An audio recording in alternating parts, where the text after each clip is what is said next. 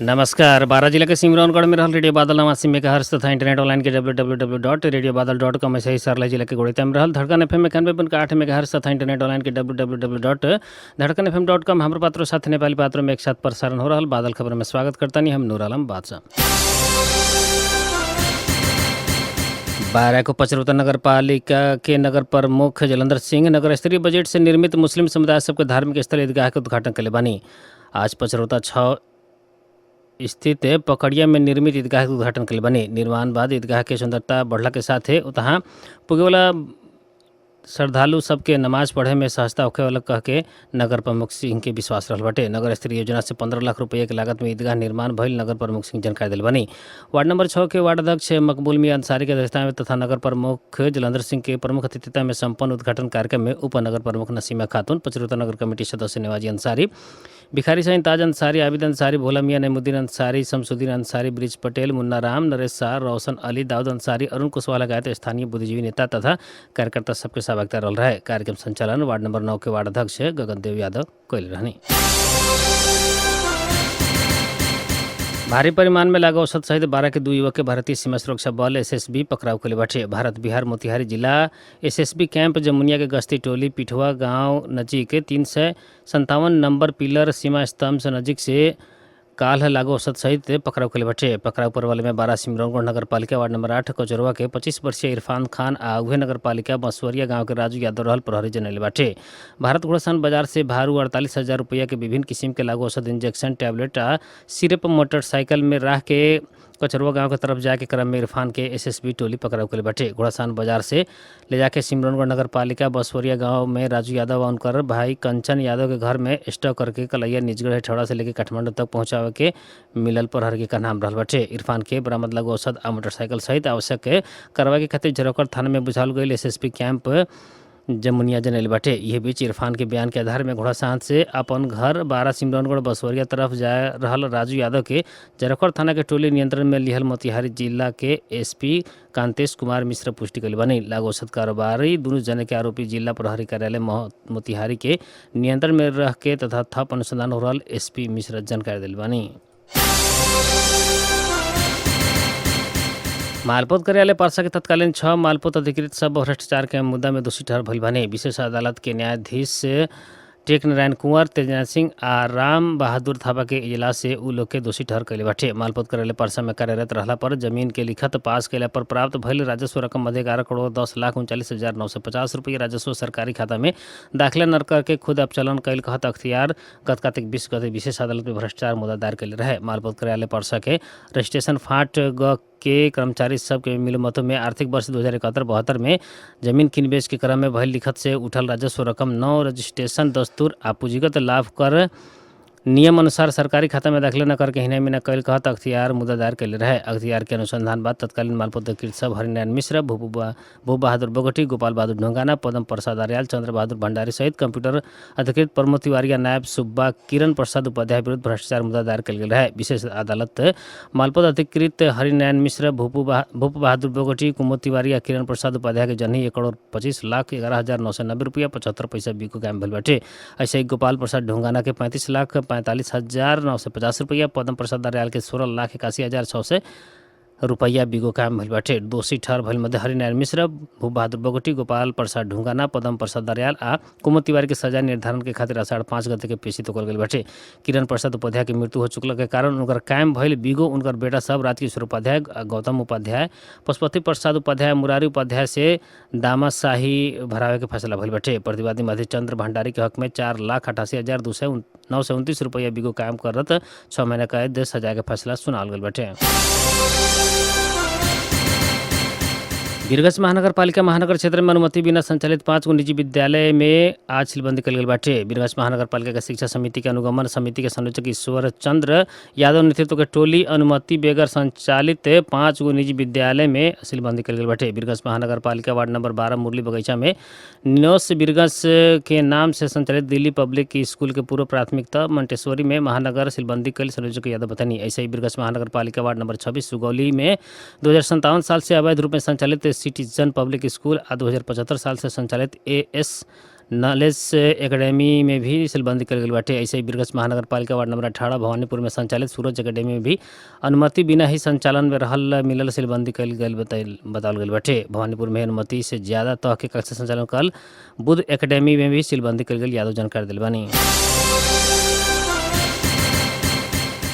जनकपुर धाम उपमहानगर पालिका बारूण यंत्र खरीद में अनियमितता भइल मिलल बाटे। महालेखा परीक्षक के हाल सार्वजनिक कल गए गत आर्थिक वर्ष 2070-80 के 61वें प्रतिवेदन में उपमहानगर खुद तैयार कैले स्पेसिफिकेशन में से ज़्यादा कम के बारूण यंत्र खरीद करके 89,90,000 मित्ता कल ठहर कल बाटे। उपमहानगर आर्थिक वर्ष 2079-80 में बारूण यंत्र खरीद के खातिर 90 लाख रुपया विनियोजन कल गए में बोलपत्र मार्फत मैप इंटरप्राइजेज से 79,90,000 में खरीद कल बाटे। खरीद कार्य के स्पेसिफिकेशन में बारूण यंत्र के 45,000 लीटर क्षमता वाटर टैंक, 500 लीटर के क्षमता हविल सेल लगाए 32 गो विषय खुलावल बोलपत्र आह्वान कैला पर भी मैकेनिकल इंजीनियरिंग से कैल मूल्यांकन में 22 गो विषय मात्र प्रतिवेदन मूल्य बाटे। ऐसे बारूण यंत्र के लागत अनुमान तैयार करे पर 3 गो दर रेट के आधार मात्र लिहल गए बाटे। अन्य सरकारी कार्यालय सबके खरीद कैल दर समेत के आधार लेके लागत अनुमान तय न कैल महालेखा परीक्षक के कार्यालय में त्रुटि देखावल गई बाटे। प्राविधिक स्पेसिफिकेशन ग्राह्यता न पुगल कार्यालय के संशोधन समेत न कैल 89,90,000 अनियमितता भइल महालेखा परीक्षक कार्यालय के प्रतिवेदन में ठहर कैल बाटे। कर्मचारी स्रोत के अनुसार कमीशन के खातिर मेयर सहित जनप्रतिनिधि या कर्मचारी के सेटिंग में खरीद करके अनियमितता कैल गई बाटे।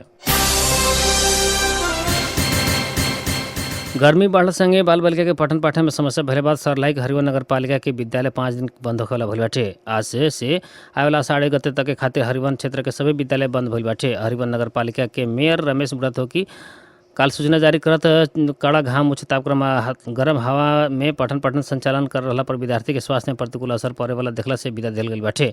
नगर पालिका आज से शुक्रवार तक 4 दिन नगर भीतर के संपूर्ण विद्यालय बंद रहे के जानकारी दिल बाटे। लेकिन 8 गते शनिचर पड़ला से आज से विदा भइल हरिवन क्षेत्र के विद्यालय अब 6 दिन बाद मात्र संचालन में आई। स्वास्थ्य तथा जनसंख्या मंत्री प्रदीप यादव बीरगंज में ढलान सड़क तथा नाला के उद्घाटन कैले बानी। बीरगंज महानगर पालिका 2 में निर्मित ढलान सड़क तथा नाला के स्वास्थ्य मंत्री यादव आज एक कार्यक्रम के बीच उद्घाटन कैले बानी। उद्घाटन पश्चात कार्यक्रम के संबोधन करत मंत्री यादव सड़क और नाला में निर्माण संगे उक्त क्षेत्र के बासिंदा सबके लंबा समय से दुख भोगत आयल अब अंत होके के विश्वास व्यक्त करनी वहाँ कहनी। स्थानीय वासी सबके जनचाहना अनुसार काम करके क्रम में सड़क और नाला निर्माण भइल बाटे। सड़क न भइला पर स्थानीय वासी बहुत समस्या में पड़ल रहे, अब वैसन ओकर अंत भइल बाटे। मंत्री यादव सड़क और नाला निर्माण वार्ड संघी बीरगंज महानगर पालिका समृद्धि में भी बड़का टेवा पुए के बतल बने। कार्यक्रम में मंत्री यादव संगे जनता समाजवादी पार्टी के नेता कार्यकर्ता स्थानीय सबके बहुते उपस्थिति रहल रहे। जनमत पार्टी के सांसद अब्दुल खान कृषि मंत्रालय से छुटियावल बजट में रासायनिक मल के खातिर रकम अपर्याप्त भइल बतल बानी। संसद में बजट ऊपर मंत्रालय में छलफल में वहाँ के आवेल आर्थिक वर्ष 2081-82 के खातिर मल खाद कीटनाशक दवाई के खातिर छुटावल गई बजट ना पुगे बतल बानी। वहाँ की कृषि में जैसन बढ़िया काम कैला पर भी किसान समय में ही खाद न ले सकला बाद ओकर अर्थ न रहल बतैनी। किसान सबके पेशा छोड़ के हतोत्साहित हो रहल कहत सांसद खान किसान के मनोबल बढ़ावे वाला ऐसन किस्म के बजट आवश्यक रहल बतल बानी। जनता समाजवादी पार्टी नेपाल के महाधिवेशन अंतर्गत आज बंद सत्र जारी बाटे। जनकपुर के तिरहुतिया गाछी में जारी बंद सत्र में अध्यक्ष उपेंद्र यादव राजनीतिक के दस्तावेज प्रस्तुत कर रहल बानी। इससे पहले 5 सदस्यीय अध्यक्ष मंडल बनाल गए प्रचार विभाग प्रमुख पूर्ण बसनेत बताइनी। 5 सदस्यीय अध्यक्ष मंडल में उपेंद्र यादव, रकम चेमजोंग, लाल बहादुर राउत, मृगेंद्र कुमार सिंह और लीला सीटवाला बानी। राजनीतिक प्रतिवेदन के मसौदा प्रस्तुत कर चुकला बाद ओकरा ऊपर समूहगत छलफल होगी। महाधिवेशन में करीब 1300 प्रतिनिधि सहभागी बानी। महाधिवेशन से 201 सदस्यीय केंद्रीय कमेटी 20 सदस्यीय पदाधिकारी निर्वाचित करी, जना में अध्यक्ष 1, सह अध्यक्ष 1, उपाध्यक्ष 5 जने निर्वाचित होगी। ऐसे ही महासचिव में 2, उप महासचिव में 3, सचिव में 7 और कोषाध्यक्ष में 1 जने चुनल जाए। इससे पहले विधान अधिवेशन से 17 सदस्यीय पदाधिकारी बनावे के निर्णय कैला पर भी विधान में फिर संशोधन करके पदाधिकारी संख्या बढ़ावे लागल बसनेत बतैनी। 2063 साल में मधेसी जन अधिकार फोरम राजनीतिक दल के रूप में लेला संगे 2065 साल में बीरगंज में पहल का महाधिवेशन भइल रहा है। सरकार प्रतिनिधि सभा से आषाढ़ 7 गते आवेल आर्थिक वर्ष के बजट पारित करके निर्णय कैले बाटे। संघीय संसद सचिवालय से तैयार पारल पाछी के संसदीय कैलेंडर आषाढ़ 7 गते प्रतिनिधि सभा में विनियोजन विधेयक के निर्णयार्थ प्रस्तुत करे के उल्लेख कल गई बाटे। अर्थमंत्री वर्षमान पुन से यह जेठ 15 गते आवेल आर्थिक वर्ष के खातिर 18 अरब 60 18 खरब 60 अरब 30 करोड़ रुपया बजट लेल रहे। अभी संसद में विनियोजन विधेयक ऊपर मंत्रालयगत छलफल आज से शुरू भइल बाटे। सरकार प्रतिनिधि सभा से आषाढ़ गते आवेला सांसद अमरेश कुमार सिंह सामुदायिक विद्यालय सब में रहल व्यवस्थापन समिति सब शिक्षा के गुणस्तर में कुछ योगदान न कैल कहत खारिज करे के मांग कैले बाटे। आज विनियोजन शीर्षक में 4 मंत्रालय में खर्च के प्रस्ताव दर्ता करावत सांसद सिंह विद्यालय व्यवस्थापन समिति के कारण राजनीतिक दल नेता सबके मात्र फायदा पुगल, लेकिन शिक्षा क्षेत्र में विकास करे के ना सकल कहत खारिज के मांग कैले बानी। वहाँ कहनी सामुदायिक विद्यालय सब में रहल विद्यालय व्यवस्थापन समिति सब शिक्षा क्षेत्र के ध्वस्त कैले बाटे। इससे कोनो पार्टी कोनो राजनीतिक दल के फायदा भइल होई, लेकिन देश के शिक्षा के फायदा नहीं भइल। बहुत विद्यालय सीटीवीटी के नाम में अल्पत्र बाटे। नमूना विद्यालय प्राविधिक शिक्षा के आयोजना सब अल्पत्र बाटे। शिक्षा क्षेत्र में ऐसा बड़का बजट विनियोजन कल जाला। ऐसे ही सांसद सिंह सामुदायिक विद्यालय सब में शिक्षक विद्यार्थी के अनुपात समेत न मिलल बतानी। तराई में 100 जने विद्यार्थी के खातिर 1 जने शिक्षक के दरबंदी आ पहाड़ में 40 जने विद्यार्थी के खातिर भी 1 दरबंदी रहल कहत दरबंदी कैसे मिलावे के कह के प्रश्न कैले बानी। उत्तरी ओसेटिया के ककेशस क्षेत्र में प्रशिक्षण उड़ान के क्रम में एक रूसी सैन्य जेट दुर्घटनाग्रस्त भइला पर जौना में सवार 2 जने के मृत्यु भइल रक्षा मंत्रालय जनल बाटे। सुखोई 34 जेट पहाड़ी क्षेत्र में दुर्घटनाग्रस्त भइल एक व्यक्ति में लिखल गइल बा। प्रारंभिक अनुसंधान से प्राविधिक समस्या के कारण दुर्घटना भइल आकलन कइल गइल बाटे। दुर्घटना के वास्तविक कारण पता लगावेला थप अनुसंधान शुरू कइल बतावल गइल बाटे। पूर्व सोवियत जॉर्जिया के सीमाना में रहल उत्तर ओसेटिया यूक्रेन फ्रंट लाइन से करीब 8 किलोमीटर दूरी में बाटे।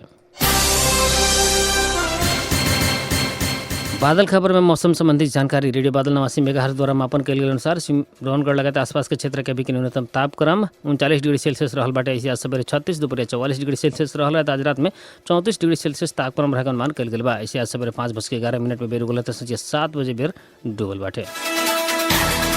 12 जिला के सिमरौनगढ़ में रहल रेडियो बादल 89 मेगाहर्ट्ज तथा इंटरनेट ऑनलाइन के www.radiobadal.com। ऐसे ही सरलाही जिला के गोड़ेता में रहल धड़कन FM 91.8 मेगाहर्ट्ज तथा इंटरनेट ऑनलाइन के www.धड़कनfm.com। हम पात्र साथ नेपाली पात्र में एक साथ प्रसारण हो रहा बादल खबर से प्राप्त मित्र रुस्तम सहित हम नूर आलम बादशाह के विदा दी। नमस्कार।